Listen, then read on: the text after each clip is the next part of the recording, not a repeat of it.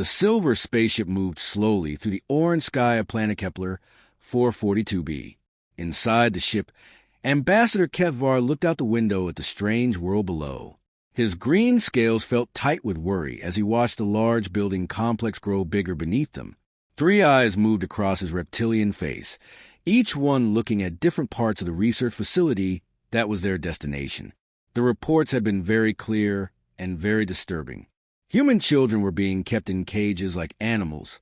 If this was true, it would be one of the worst crimes anyone could imagine. In all the known galaxy, hurting the young of any species was forbidden. Every civilized world agreed on this basic law. Beside him sat Counselor Yathera, whose body looked like it was made of clear crystal. She was angry, and when she got angry, her whole body glowed with bright light.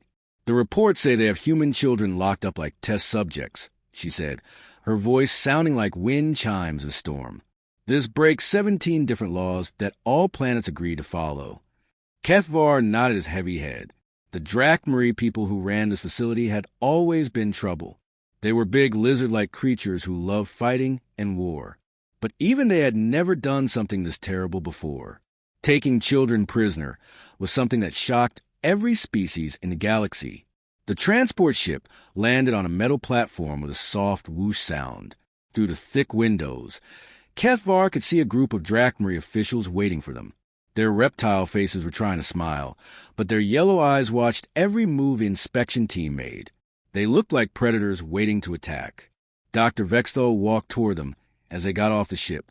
He was the director of this facility, and old battle scars covered his thick hide. His fancy armor made noise with each step he took. "Welcome, honored members of the Galactic Council," he said in the rough, scratchy voice all Drakmarie had. "I hope your trip here was comfortable." "It was fine," Kefvar replied in a cold voice.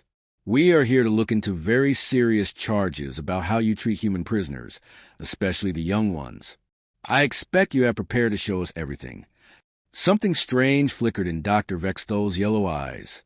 It was not fear, but something else. He almost looked pleased about something.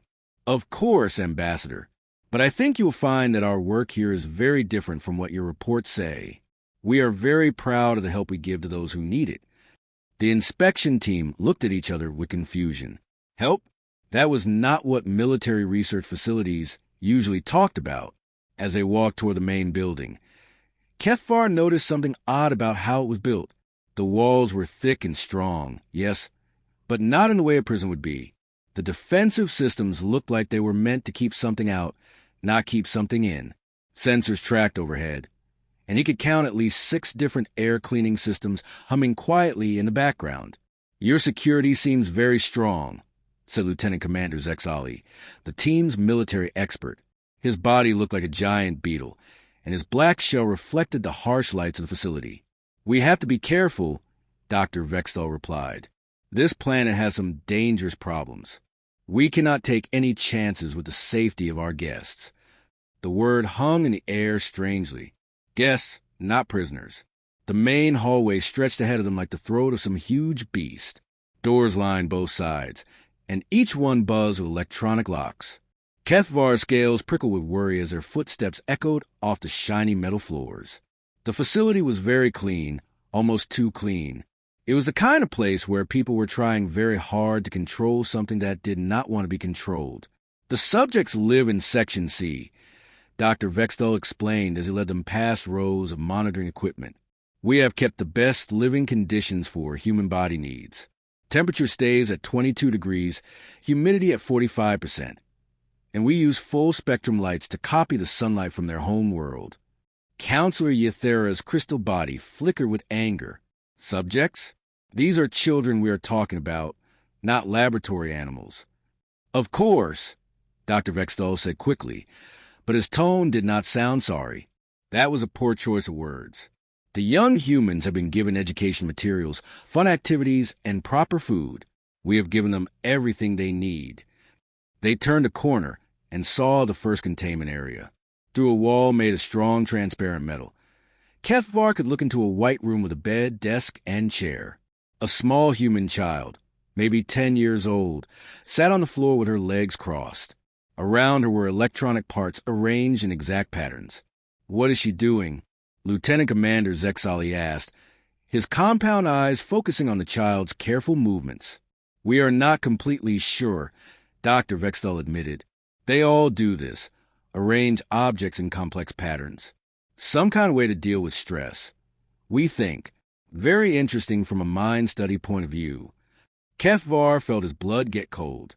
The child looked up at him through the clear barrier, and her eyes held something that made his scales crawl. Not the broken emptiness he expected from a hurt prisoner, but a cold, thinking intelligence that seemed much too old for her small face. They moved to the next cell, then the next. Each one had a human child in it, from about 6 years old to almost adult. Some were reading from computer tablets. Others were exercising, and a few were doing things that were hard to understand. They made detailed drawings that seemed to follow math rules, or built complicated structures from everyday objects. "How many are there?" Yathera asked, her voice barely louder than a whisper. 43 total, Dr. Vexthal replied with clear pride. "We have managed to keep all of them alive since they arrived 6 months ago. Very impressive, considering what condition they were in when we first found them." "What condition?" Kethvar pressed. For the first time, Dr. Vexthal's calm face cracked a little. "They were wild when we found them, living in the ruins of their colony ships, searching for supplies. No adult supervision at all. It took weeks to convince them that we would not hurt them." The inspection team continued walking around the containment area in growing silence. The children watched them pass with the same alert attention, tracking their movements with an intensity that felt very unsettling. There was something coordinated about how they acted, as if they were talking to each other through some invisible network. In the last cell, they met a boy who could not have been more than 8 years old. He stood at attention as they approached, his small hands held behind his back in perfect military posture. When he spoke, his voice carried an authority that made several of the adult aliens step backward without thinking. "You are here about the evacuation protocols, are not you?" he said calmly. "We have been expecting you." The word sent a chill through every member of the inspection team. This was not the voice of a frightened prisoner. This was something else entirely. Something that made Ambassador Kethvar wonder if they had walked into a situation far more complex and dangerous than anyone had imagined. The boy continued to stare at them with those two old eyes, waiting for an answer that none of the adults seemed able to give. In that moment, Kethvar realized that everything they thought they knew about this facility might be completely wrong. The long corridor stretched ahead like a tunnel, with no end. Electronic locks hummed on every door they passed. Kethvar felt his green scales get bumpy with fear as their footsteps made echoing sounds on the polished metal floor. The whole place was too clean, like someone was trying very hard to hide something messy and wild. Dr. Vexthal walked in front of them, his clawed feet clicking with each step. "We keep the humans in the best conditions possible," he said proudly. "Everything is exactly what their bodies need to stay healthy. We even play sound from their home planet to help them feel comfortable." The Drakmary scientist seemed very pleased with himself. His yellow eyes glowed with satisfaction as he talked about the facility. But something about the way he spoke made Kethvar's stomach feel sick. The alien was talking about children like they were pets or laboratory animals. Counselor Yathera's crystal body was glowing brighter with anger. "These are thinking, feeling beings," she said, her voice sharp like breaking glass. "They are not experiments for you to study." "But of course," Dr. Vexthal replied, though he did not sound like he really meant it. "We treat them very well. They get good food, clean water, and time to play. We have spent much money to make them comfortable." They stopped at another viewing window. Inside was a larger room with several human children. The oldest looked about 16, with short brown hair and serious eyes. She was teaching something to 3 younger children who sat in a circle around her. They all looked up when the adults appeared at the window. "What are they learning?" Lieutenant Commander Zexali asked. His beetle-like eyes could see many things at once. Dr. Vexthal checked his data pad. "We are not sure. They created their own teaching system. Very unusual behavior. Most species become less organized when separated from adults, but these humans seem to become more organized.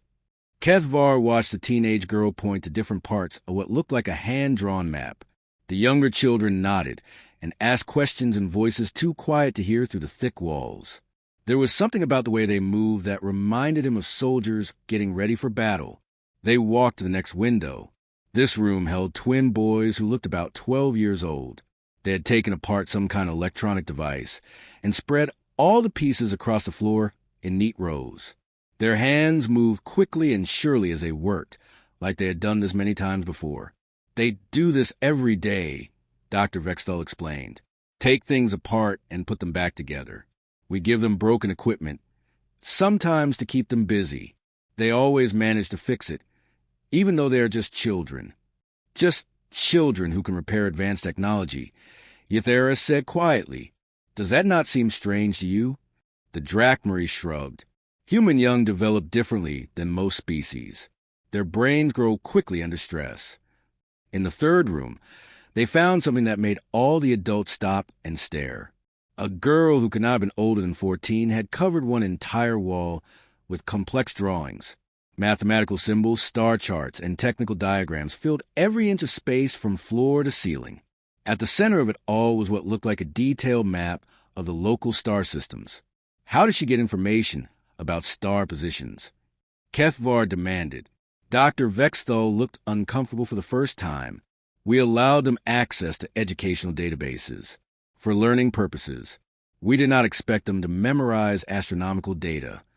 The girl in the room looked directly at them through the viewing window. Her eyes were calm and steady, not frightened like a normal prisoner would be.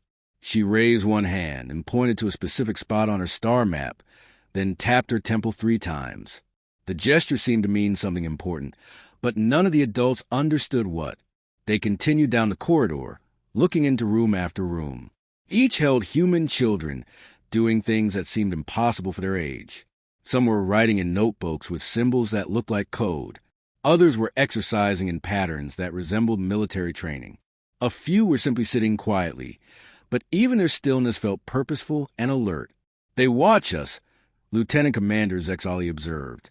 "Every child tracks our movement with their eyes. That is not normal behavior for prisoners. Perhaps they are curious," Dr. Vexthal suggested, but his voice sounded less confident than before.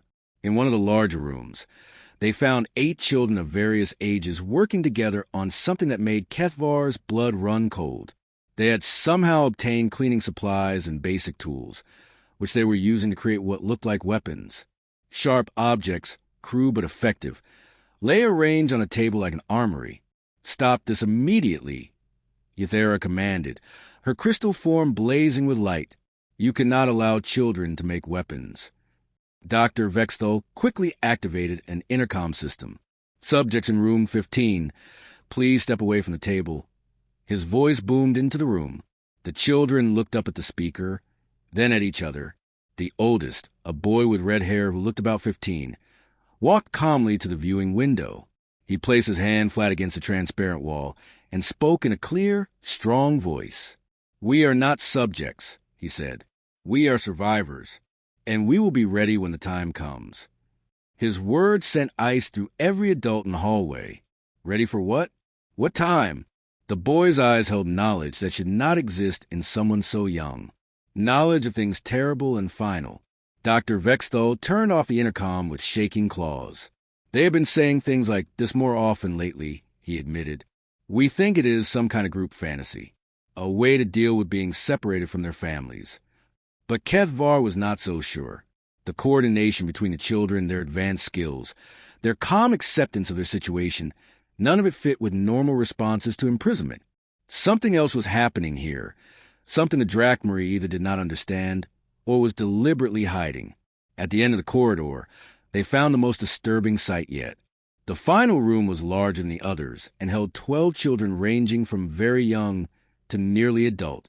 But these children were not playing or learning or even making weapons. They were standing in perfect formation, like soldiers at attention. As the inspection team approached, all 12 children turned their heads at exactly the same moment to look at the viewing window. The movement was so precise and synchronized that it seemed impossible for individuals to perform without extensive training. The youngest, A little girl who could not have been more than 6 years old stepped forward from the group. Her small voice carried clearly through the intercom system that Dr. Vexthal had forgotten to turn off. "Tell our people we are ready," she said with the seriousness of an adult general. "Tell them we remember everything they taught us. Tell them we will not fail." The words hung in the air like a curse. Kethvar felt his 3 hearts beating at different speeds as the full horror of the situation began to sink in. These were not just imprisoned children. They were something far more complex and frightening. They were an army of children, trained and prepared for something that none of the adults could understand. And the most terrifying part was that they seemed to be preparing willingly, eagerly, for whatever was coming next. The meeting room was quiet except for the soft humming of air machines. Dr. Vexthal had sent away all his workers, leaving only the main inspection team and a few of the human children who had asked to come to the meeting. Kethvar found himself staring at their faces, trying to understand what he was seeing. These children did not act like any young ones he had ever known. The boy from the last room had told them his name was Danny Walsh. He was 8 years old and used to live on a place called New Sacramento Colony. Even though he was small, he seemed to be the leader of all the children. 2 other kids stood next to him. One was a girl named Amy Chun, who looked about 12 years old. The other was a teenage boy called Kevin Martinez, who moved like someone who knew how to fight. "Let me tell you what really happened here," Danny began. His voice was steady and strong, not like a normal 8-year-old at all. 6 months ago, something called the Red Death sickness hit our part of space. It kills every human older than 18 years. Always. The sickness takes about 3 days to work, and no one knows how to cure it. Counselor Euthera's crystal body flashed with shock. A sickness? But why did no one tell us? The Galactic Health Organization has rules for this kind of outbreak. Amy stepped forward, her face serious and sad. Because the sickness worked so fast that whole colonies went dark before anyone could send for help. The adults died so quickly that most emergency signals never got sent out. We were left alone with ships full of dead bodies and machines we barely knew how to use. Kethvar felt like the ground was moving under his feet. His understanding of everything was changing. "You are saying these were not captured prisoners, but people run away from danger?" "Survivors," Kevin said quietly. "When Dr. Vexthal's research ship found us, we had been floating in space for 3 weeks. Our life support was breaking down, our water systems were failing, and we had already lost 6 of the younger kids because they did not have enough water to drink." The Drachmarie scientist cleared his throat uncomfortably. "We first approached their ships as part of a science survey mission. When we realized what we had found, well, the need to help was clear, but we had a big problem." "Which was?" Lieutenant Commander Zexali asked. "Quarantine," Dr. Vexthal explained. "We had no way of knowing if the sickness could jump to our species. Our medical rooms are made for Drachmarie bodies, not human ones. The safest thing to do was to make isolated living spaces while we studied the sickness and figured out the best way to help." Danny nodded like he approved. "Dr. Vexthal's people saved our lives. The containment areas are not prisons. They are clean rooms. The sickness organism can live on surfaces for up to 30 days, and we could not risk making the Drachmarie crew sick." The truth hit the inspection team like a physical blow. Everything they had thought about the situation was wrong. The cages were protective rooms. The imprisonment was voluntary isolation. The victims were actually survivors of a terrible plague that had killed all the adults of their species. "But your reports to the Galactic Council," Yadera said weakly. "You never mentioned any of this." Dr. Vexthal's scarred face tightened. "Because we were not sure our isolation methods were working. If word of a species-jumping plague had spread to the galactic community, it could have caused panic. We needed time to study the organism and develop proper safety protocols." Amy pulled out a small device and turned on a holographic picture. The image showed a tiny organism that seemed to twist and move as they watched it. "We call it the Red Death because of what it does to human tissue in the final stages. It is unlike anything in the galactic medical databases. We think it might be an engineered bioweapon, though we have not been able to find out where it came from." Kethvar stared at the hologram, his mind spinning. "You have been studying this?" Children your age? Age does not matter when you're the only ones left, Kevin said simply. We learned to operate life support systems because the other choice was death. We learned basic medicine because there were injuries that needed treating. We learned to analyze germs because we needed to understand what killed our families. The room fell into shock silence. What they were hearing went far beyond a simple case of mistaken imprisonment. These human children had survived the extinction of their entire adult population and somehow managed to not only stay alive but continue working as a society. How many colonies were affected? Kethvar asked quietly. Danny's expression became darker. 17 confirmed, possibly more. We have been talking to other survivor groups through quantum communication networks. The total count is somewhere around 300 children scattered across 12 star systems. 300 children. The only remains of what had once been thriving human settlements. The scale of the disaster was almost too big to understand. We are not the only group, Amy added, pulling up more data on her device. There are 47 kids on Kepler Station, 31 on the mining platform at Ross 128, and smaller groups scattered throughout human space. We all stay in contact and share information. Dr. Vexthal looked uncomfortable as he spoke. The children had been remarkable. When we first found them, they were already organizing themselves into work groups, food distribution, maintenance schedules, even educational programs. They had created a functional society in the wreckage of their colony ships. We had to, Danny said matter-of-factly. The adults were gone. Someone had to keep things running, or we would all die too. Kevin activated another display, showing technical schematics. We have been working on modifications to standard life support systems that can filter out the Red Death organism. Some of our designs have been quite successful. Lieutenant Commander Zexali studied the complex diagrams with his compound eyes. These modifications show advanced understanding of biological filtration and quantum mechanics. How did children acquire such knowledge? Necessity, Amy replied. When your life depends on understanding something, you learn it quickly. We had access to the colony databases and emergency training protocols. We taught ourselves whatever we needed to know. The inspection team sat in stunned silence as the full implications sank in. These children had not just survived an apocalyptic plague. They had thrived. They had maintained complex technology, established communication networks across multiple star systems, and continued advancing their knowledge and capabilities. The most remarkable thing, Dr. Vexthal said quietly, is that they never gave up hope. Despite losing everything, they continue to plan for the future. They talk about rebuilding human civilization, about finding a cure for the Red Death, about making sure their species survives. Danny looked directly at Kethvar with those two old eyes. We are not just survivors, Ambassador. We are the future of humanity, and we will not let our species die out, no matter what it takes. The words carried a weight that made every adult in the room shiver. These children had already proven they could survive the impossible. The question that terrified everyone was, what would they become when they grew up? The communication array suddenly came to life with loud beeping sounds just as the inspection team was getting ready to write their first report. Dr. Vexthal looked up from his data pad with surprise as urgent messages began flashing across all the facility's screens. Ships coming, reported the facility's computer in its sharp Drachmary voice. Multiple human vessels approaching at high speed. They are sending diplomatic clearance codes, but their energy readings show they are military ships.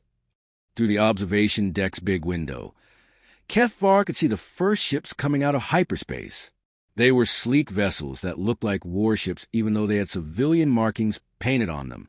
More ships followed, until nearly 24 human craft hung in orbit around the planet, like a group of barely controlled weapons. They found us, Amy said simply, though her face showed both relief and something that might have been disappointment. The lead ship was a converted cargo hauler called the New Hope. It sent landing requests along with identification codes that made Dr. Vexthal's eyes widen in recognition. Captain Jake Morrison, he read out loud, Commander of the Colonial Defense Initiative. I thought that organization was shut down after the Treaty of Rigel. It was, Kevin replied. But desperate times call for desperate actions. The human group that got off the New Hope moved with the quick efficiency of people who were used to handling crisis situations. Captain Morrison was a tired-looking man in his 40s whose eyes held the kind of exhaustion that came from carrying impossible responsibilities. Next to him walked Dr. Lisa Park, a scientist whose reputation was known even in Drachmary space. Ambassador Ketvar, Morrison said, offering the traditional Zephyrian greeting gesture. I understand you have been investigating our children's situation. We appreciate the Galactic Council's concern, but we will be taking custody of our people now. Actually, Ketvar said carefully, the situation is more complex than we first understood. Dr. Vexthal and his team have been providing help to plague survivors, not operating a prison facility. Dr. Park's expression softened slightly. We know. We have been in communication with the survivor groups for weeks. The Drachmary response has been excellent under the circumstances. She moved to where the children stood in their loose group, and Ketvar was struck by the change that came over the young humans. For the first time since the inspection began, they looked their age. Relief and barely controlled emotion flickered across faces that had been masks of early maturity. How are you holding up, Danny? Dr. Park asked, kneeling down to bring herself to eye level with the 8-year-old leader. We have maintained operational efficiency, he replied, though his voice carried the faint tremor of a child trying very hard to be brave. No casualties since arrival, and we have managed to establish communication with survivor groups in 7 other systems. Morrison turned to address the inspection team. What these children have accomplished is unprecedented in human history. When the Red Death hit, they did not just survive, they excelled. They have maintained complex technical systems, established democratic governance structures, and continued their education using whatever resources they could access. More than that, Dr. Park added, her voice carrying a note of pride that seemed mixed with sadness. They have been conducting their own research into plague organism. Some of their insights have been crucial to our understanding of the pathogen. Amy stepped forward, pulling out her data device again. We have identified 17 distinct mutations of the base organism, mapped its transmission vectors, and developed a preliminary model for how it interacts with human genetic markers. We think we know why it does not affect children. The adults in the room exchanged glances heavy with meaning. Ketvar found himself reconsidering everything he thought he knew about human development patterns.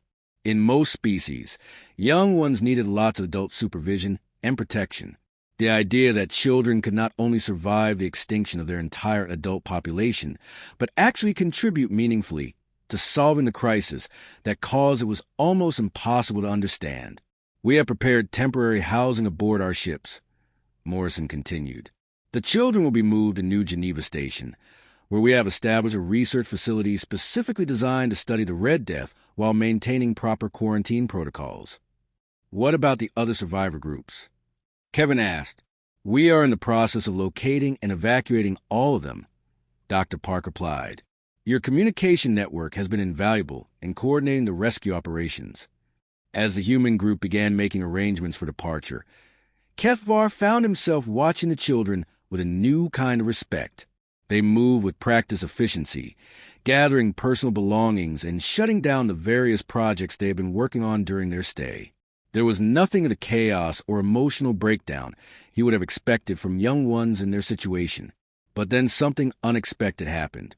As the children prepared to leave, they began demonstrating capabilities that shocked even the human adults. Danny pulled out a small device and began coordinating with other survivor groups in real time, speaking in technical language that would have challenged university graduates. Amy activated holographic displays, showing detailed analysis of plague mutations that she had apparently been conducting in her spare time. Kevin approached Dr. Vexthal and handed him a data crystal. Our complete research on biological filtration systems, he said formally. Your people might find it useful for future quarantine situations. The teenage boy then turned to the inspection team. We want to thank the Galactic Council for their concern, he said with the gravity of a diplomat. But we also want to make something clear.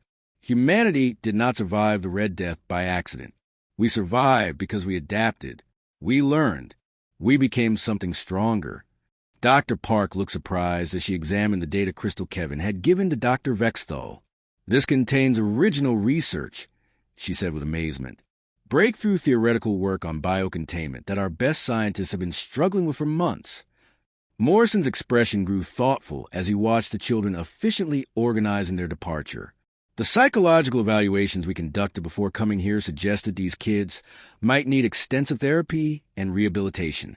But looking at them now, we do not need to be fixed, Danny said quietly, overhearing the conversation. We need to be trusted.